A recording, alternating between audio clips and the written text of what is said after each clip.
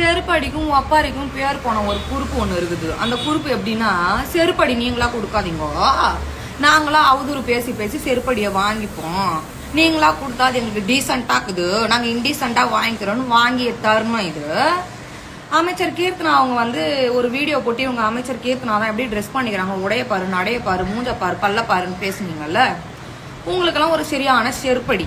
என்னன்னா, அந்த பொண்ணு வந்து அமைச்சர் கீர்த்தனான்னு சொன்னீங்களா, அந்த பொண்ணு வந்து ஒரு வீடியோ வெளியிட்டு இருக்கிறாங்க. அந்த வீடியோ நான் இதில் அட்டாச் பண்றேன்.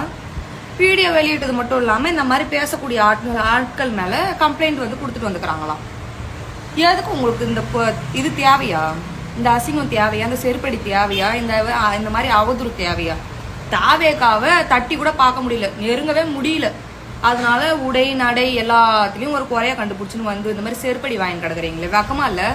கோயிங் டு மை ஒர்க், அது ஒரு பர்சன் வந்து எடுத்து ஒரு அமைச்சர், இந்தியாவில் இருக்கிற ஒரு மினிஸ்டர் நினைக்கிறேன், அவங்கள ரேட்டட் பண்ணி அந்த வீடியோவில் போட்டிருக்காங்க.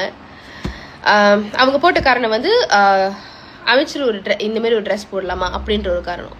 ஃபர்ஸ்ட் ஆஃப் ஆல் அந்த வீடியோவில் இருக்கிற பர்சன் நானே, அவங்க வந்து மினிஸ்டர் கிடையாது.